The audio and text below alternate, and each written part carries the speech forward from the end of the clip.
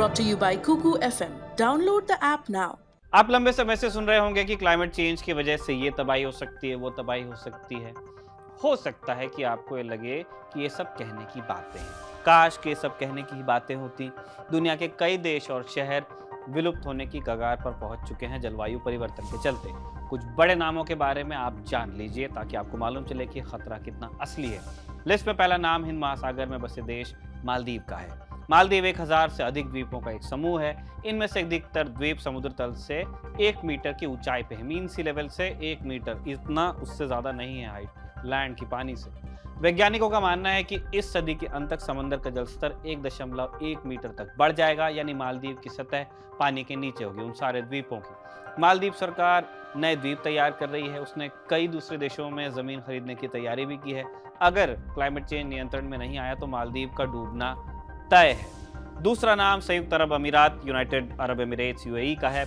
UAE में आमतौर पर गर्मियों में तापमान 50 डिग्री सेल्सियस के पार पहुंच जाता है। एमआईटी की रिपोर्ट के अनुसार 2070 तक यूएई में यह आम तापमान हो जाएगा।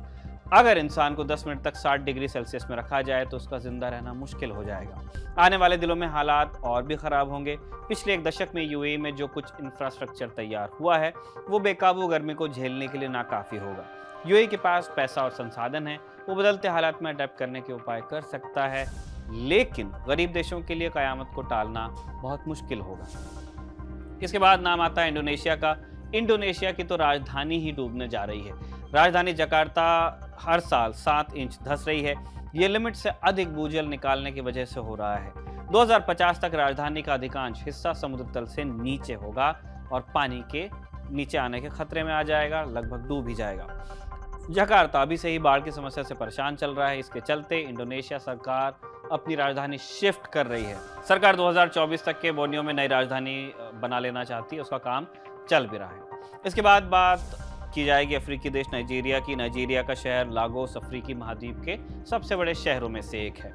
रिसर्च के अनुसार इस इलाके में अगर 3 फीट से अधिक जल स्तर बढ़ा तो लागोस डूब जाएगा। ये समझना एक बड़ी भूल होगी कि क्लाइमेट चेंज अकेला ही तबाही मचाने के लिए काफी है। दरअसल इसकी वजह से बाकी चीजों पर भी असर पड़ता है। मसलन सूखे या बाढ़ की वजह से फसल का उत्पादन प्रभावित होता है, इससे भूखमरी बढ़ सकती है।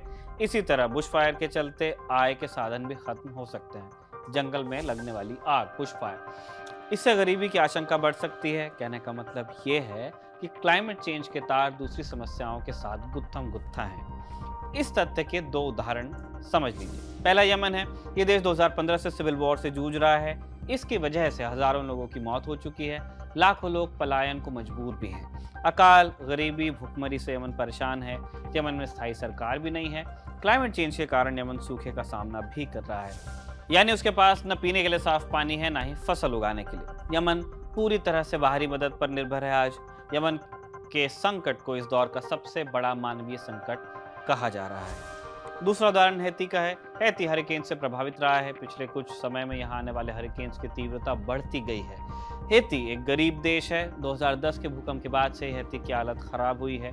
वो तूफानों से बचाव के लिए जरूरी खर्च करने की हालत में नहीं है। हैती की आबादी का एक बड़ा हिस्सा खेती पर निर्भर है। अगर समंदर का जल स्तर बढ़ा तो ग्राउंड वाटर खेती के काबिल रहेगा नहीं, खारा हो जाएगा।